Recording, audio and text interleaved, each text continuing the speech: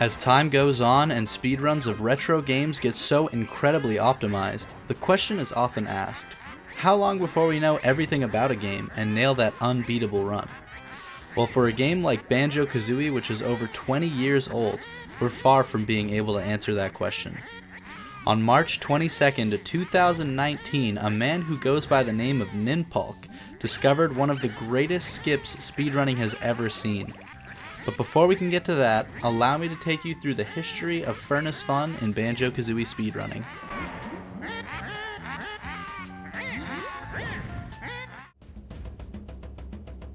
Grunty's Furnace Fun is the final task that the player encounters before they are allowed to face Gruntilda in the final battle and beat the game. It's basically a giant quiz where the player makes their way across different tiles which require them to correctly answer different questions or complete a task. The types of tiles include the blue Banjo-Kazooie tile, which asks general game knowledge questions, the orange eyeball tile, which will show you an image and ask you to identify where you have been or the name of a character you've encountered, the green musical note tile, which will play you an audio clip from the game and can ask a variety of questions based on that clip, the pink timer tile, which will have you perform a task based on previous tasks you performed in the game, the red skull tiles, which can pick a question at random from all tiles besides the tasks, and if you answer incorrectly will instantly toss you into the fiery pit. The white joker tiles, which also picked from every type of question aside from the tasks, and if answered correctly would give you 2 cards that you could use to skip any question you wanted by pressing B. And of course, the infamous purple Gruntilda tiles.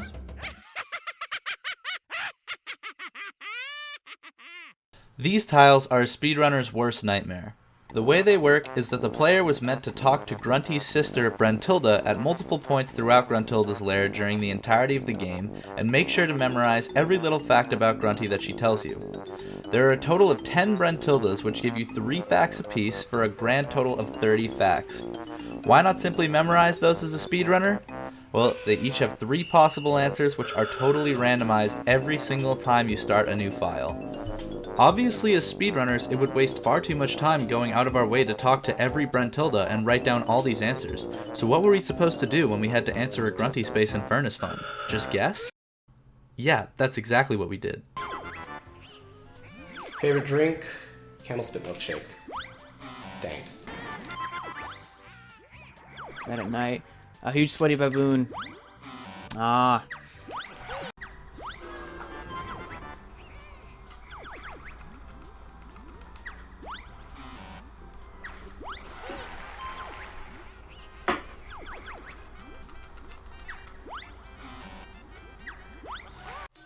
You get the idea, it wasn't fun. Anyways, let's talk about what speedrunners did when they actually arrived at Furnace Fun. Obviously, we wanted to get from the start of the board to the final question as fast as possible. The way this was done was by getting to the fastest joker spaces so that we could use our cards on timed spaces to avoid having to do a potentially up to 2-minute minigame while going through the board. The first route everyone did looked like this. Quickly grab the first joker card on the left. Head up and around to the second one sticking out here, then take the shortest route to the final question through here.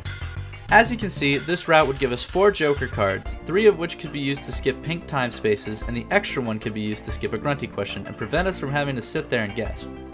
It wasn't until around mid-2013 that a speedrunner by the name of Smasher32 noticed that what we were doing actually wasn't optimal at all in terms of speed.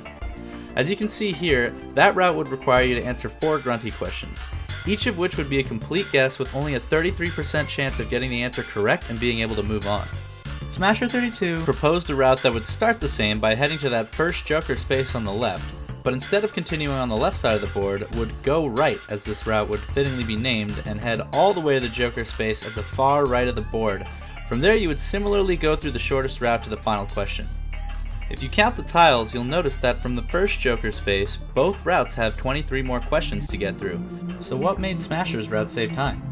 Well, as you can see here, the 4 joker cards in this route use 2 to skip time spaces and 2 to skip grunty questions, leaving this route with only 2 guaranteed grunty questions that the runner would have to answer. However, there was a small problem. This route had 5 death squares, which as I mentioned earlier could have any of the different types of questions. So as I'm sure you've already realized, yes, these could be grunty questions. Which meant there could be runs that had moments like this, Treasure Trove Cove. Last one! Uh-oh, uh-oh, uh-oh. Yes! Oh my fucking... And runs that had something like this. Please. Okay, not under the greasy grant.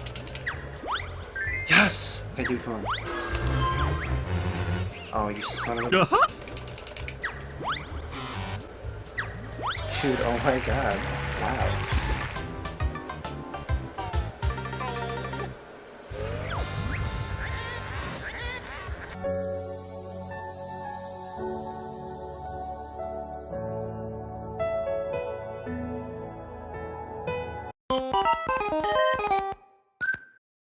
So were us Banjo-Kazooie speedrunners always going to be doomed to be at the mercy of RNG after 2 hours of intense gameplay to achieve a better time than we had ever achieved before, or have it taken away from us in one heartbreaking...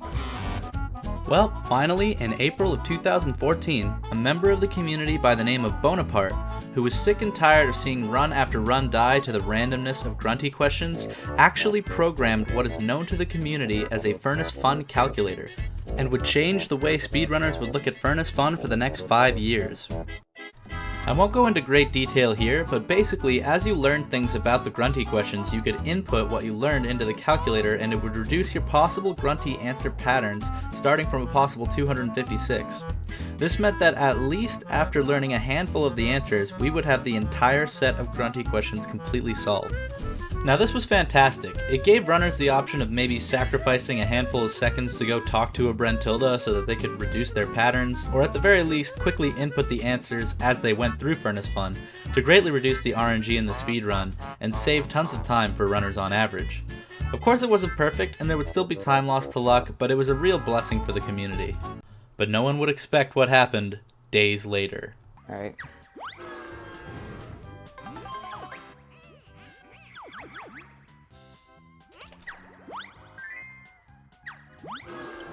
Fucking...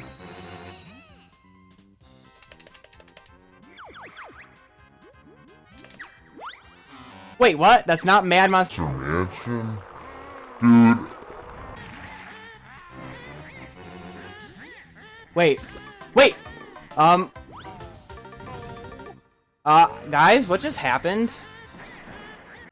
What had just happened? Well, Arbliterator at the time was a relatively new speedrunner of the game and had understandably gotten a picture question wrong on the specific death square. To everyone's massive shock, he wasn't tossed into the fiery pit, but instead launched back onto the Furnace Fun board.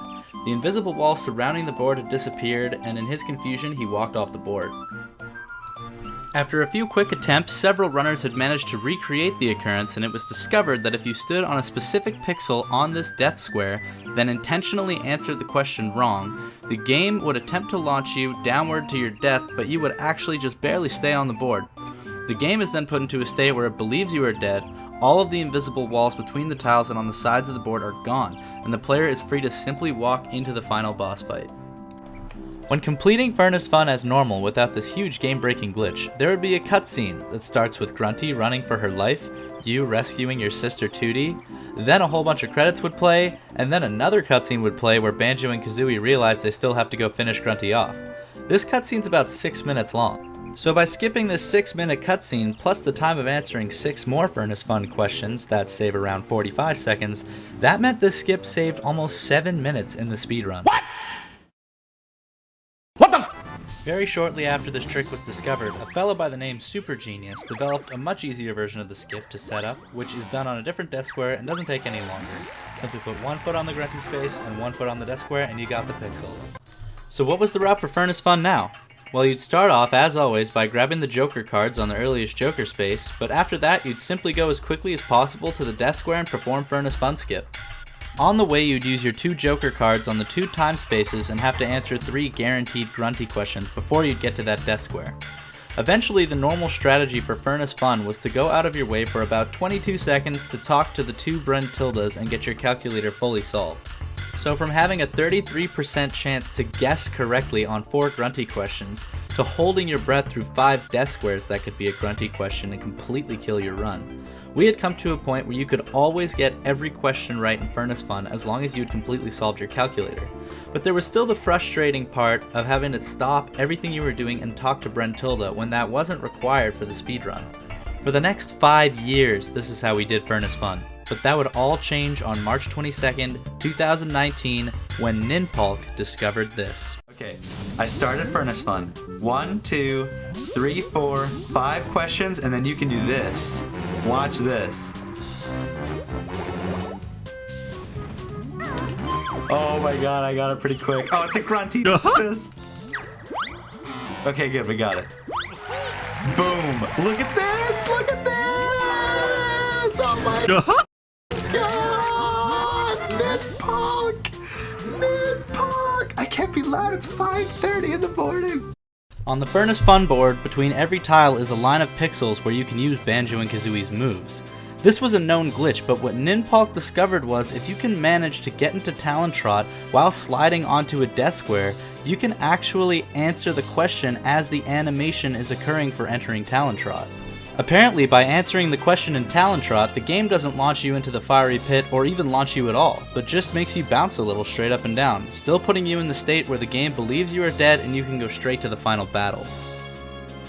So what does this mean for Furnace Fun and Banjo-Kazooie speedrunning today? Well, as you can see, the route to perform Ninpalk skip uses a grand total of 6 tiles, none of which are grunty spaces. This means that the speedrunner can completely ignore Brentilda and using the Furnace Fun calculator. Skipping Brentilda as well as skipping 14 previously mandatory tiles means that this skip saves roughly 2 minutes overall, but most importantly, almost entirely removes any time loss due to luck that Furnace Fun had previously. But of course, there's a catch. As you already know, in order for the skip to work, you must get the death square question wrong intentionally. So if you do happen to get a grunty question, this time you're hoping to get it wrong. If you do get it right, the trick won't work. Another unfortunate issue that can occur is getting a picture question on the death square. In Banjo-Kazooie, when you hit a switch, you're often able to get into Talon Trot before the cutscene starts playing. Once the cutscene ends, you'll remain in Talon Trot. However, if a cutscene ever plays on a different screen, once the game puts you back in control, you'll be taken out of Talon Trot. This property works the same for answering the death square in Talon Trot. If you get a picture question and answer it incorrect, since the cutscene played on a different screen, you'll be taken out of Talon Trot and will be launched into the depths of hell. So if the odds of getting a picture question are around 20%, then there's a 20% chance you won't be able to attempt the skip on the first death square. You can go to the next death square and try it again, but this unfortunately loses around 30 seconds and is quite a bit harder to pull off. And that's it, the entire history of Furnace Fun and Banjo-Kazooie speedrunning. I'd like to know what you guys think of the new skip in the comments. Does removing grunty questions from the run make the 20% chance of a picture question okay? Or would you rather just talk to the Brentildas and know your run won't die in Furnace Fun? Thank you for watching. I'll be linking the social medias of everyone who I mentioned or used clips from in the description below. This is my first time making a video like this one, so if you enjoyed it, please leave a like and subscribe to the channel because I plan on making a whole lot more content like this.